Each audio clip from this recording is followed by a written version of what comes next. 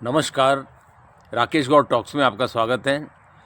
साथियों, अभी आपने एक शब्द एआई बहुत कहीं बहुत ज़्यादा सुना होगा। दूसरे शब्द जितने भी हैं उनके कंपैरिजन में आर्टिफिशियल इंटेलिजेंस बहुत सुना होगा, क्योंकि एआई इस समय एक ऐसी स्थिति में आया हुआ है कि 20 देशों के प्रतिनिधि भारत में है, राष्ट्रीय अध्यक्ष, प्रधानमंत्री वगैरह मिला के 20 से ज़्यादा देशों के, और 1 लाख लोगों ने रजिस्ट्रेशन कराया। दिल्ली में इसका ग्लोबल समिट चल रहा है, तो न्यूज़पेपर्स में वगैरह और क्रिटिसिज्म लिखने वालों ने बहुत कुछ लिखा है, बहुत सी चिंताएं जाहिर की हैं। और ऐसी चिंताएं जाहिर करके और ऐसे कुछ एक सेक्टर को, विशेष करके आईटी सेक्टर को तो जैसे बहुत ही चिंता में डाल दिया। बहुत से जो विरोधी पक्ष में लिखने वाले हैं उन्होंने चिंता में भी डाला कि क्या होगा और जॉब सिक्योरिटी नहीं रहेगी, लाइक एज। तो ऐसी ऐसी परिस्थितियां पहले भी हमारे देश में हो चुकी हैं, लेकिन क्या वाकई ऐसी बात है कि आईटी सेक्टर को डरने वाली बात है, या कोई भी और सेक्टर है उसको, जैसे मेडिकल वाला सेक्टर है, क्या उसको डरने वाली बात है? नहीं साथियों, ऐसी कोई डरने वाली बात नहीं है।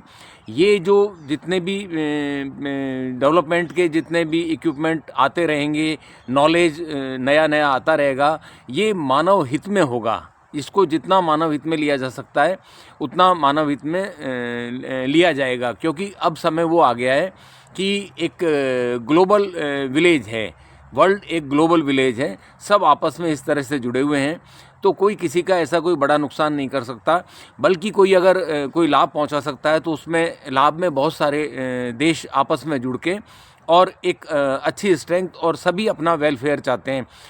तो आज हम जानते हैं इस एआई के बारे में। जो ये चिंताएं फैला रखी हैं, इनको पहले तो एक दूर हम रख के बात करें, इनको निर्मूल करके बात करें, क्योंकि सेम पोजीशन आज से 10 साल पहले, करीब 11 साल पहले यूपीआई के बारे में हमारे देश में हुई थी। संसद में बहस चल रही थी, एक हमारे वित्त मंत्री रहे, वो बड़ी तकरीर कर रहे थे लंबी, और कह रहे थे कि क्या एक 7.5 रुपये किस तरह से एक ठेले वाला, एक छोटा व्यापारी 7.5 रुपये अगर लेने होंगे तो किस तरह लेगा, बचे हुए खुले पैसे किस तरह देगा। ऐसे करके बहुत सी तकरीरें कर रही थी, चल रही थी। और उन्होंने एक लक्ष्य रखा हुआ था कि किसी भी तरह से विपक्ष है, इसलिए वो उस बात के फेवर में बोलना ही नहीं है जो गवर्नमेंट का एक पक्ष हो। तो वो सब चलता रहा, और यहाँ तक कहा गया कि भारत में शिक्षा का प्रचार प्रसार इतना नहीं है, भारत में ये यूपीआई किस तरह चल सकता है। साथियों, देखा आपने पिछले 1 दशक से, यूपीआई को लगभग दशक हो गया, क्योंकि 2016 में यूपीआई लॉन्च हुआ। इसका पायलट प्रोजेक्ट अप्रैल 2016 में लॉन्च हुआ।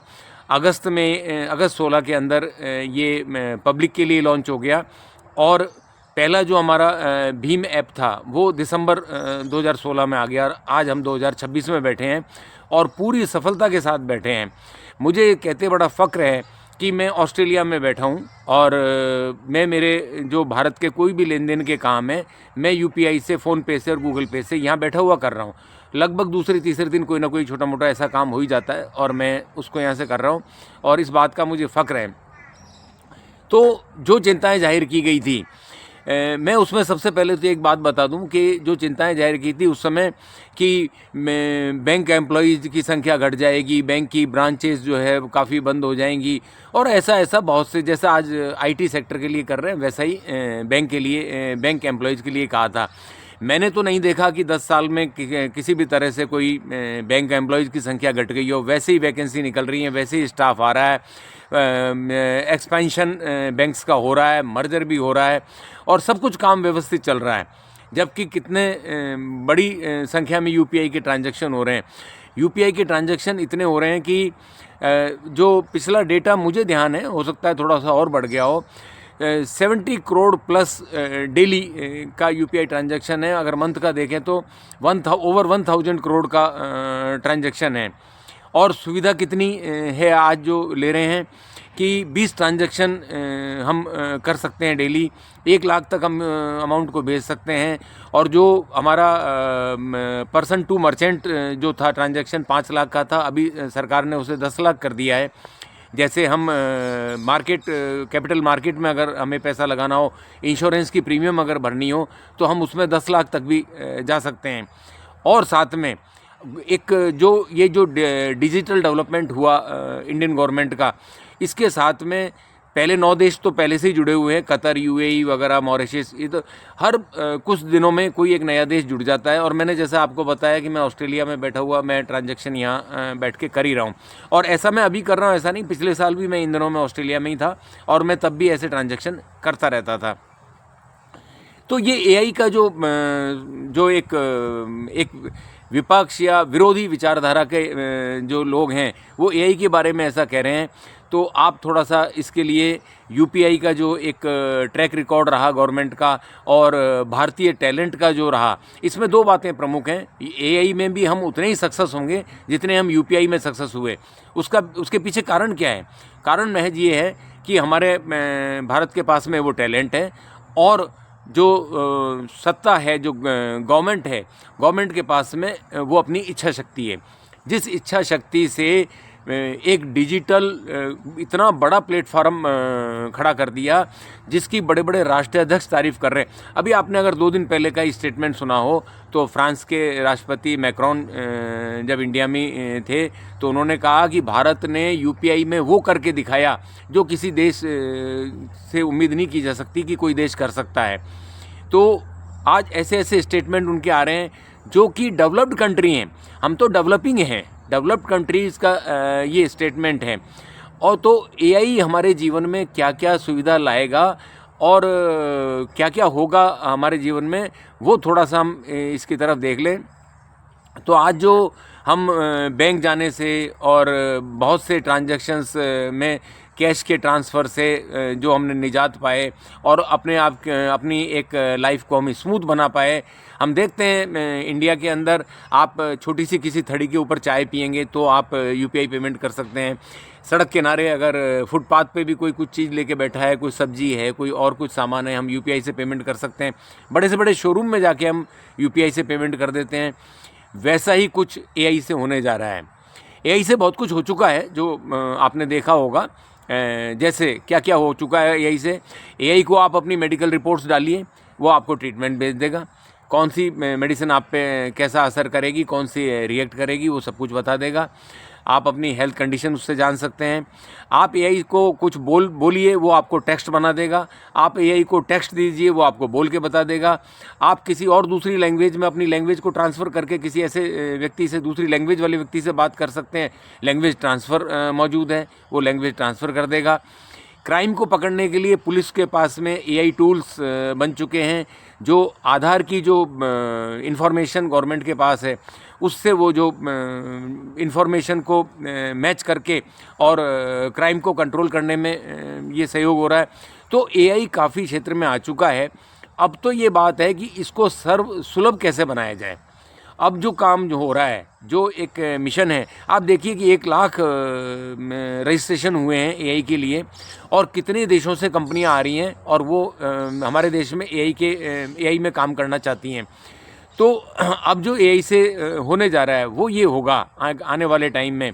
और मैं पूरी तरह से आश्वस्त हूँ गवर्नमेंट की एक इच्छा शक्ति से भी, और भारत के टैलेंट्स का भी मुझे भरोसा है कि आगामी 3 साल के अंदर, जैसे यूपीआई एक हर घर में मौजूद है, हर पॉकेट में मत कहो तो हर घर में यूपीआई मौजूद है भारत में, वैसे ही एआई हर पॉकेट में मौजूद होगा अगले 3 साल में।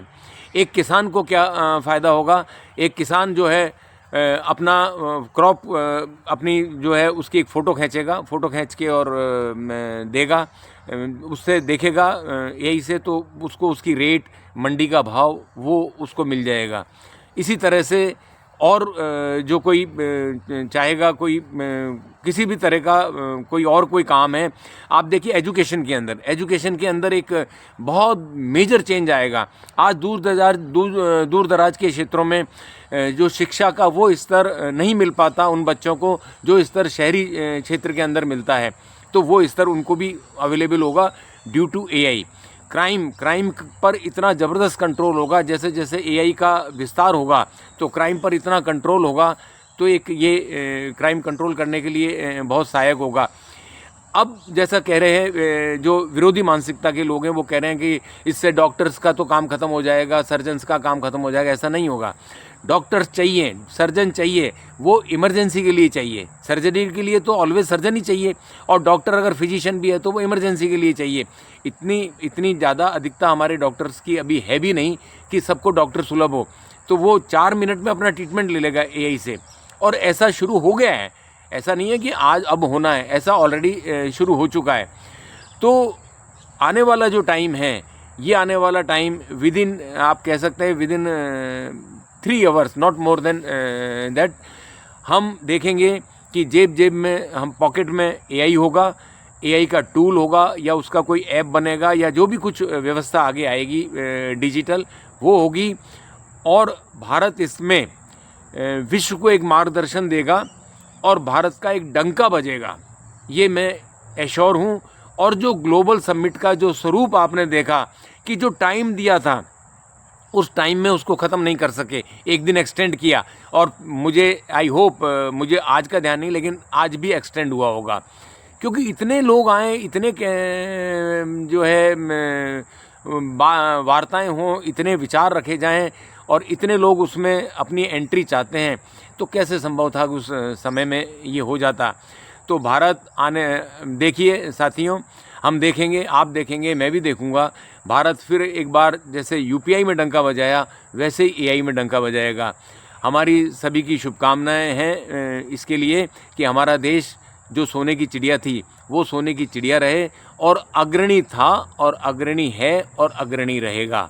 ऐसी मेरी शुभकामनाएं हैं। धन्यवाद। आपको ये कंटेंट पसंद आया हो तो इसे शेयर करें, लाइक करें, और सब्सक्राइब अवश्य करें। बहुत बहुत आभार।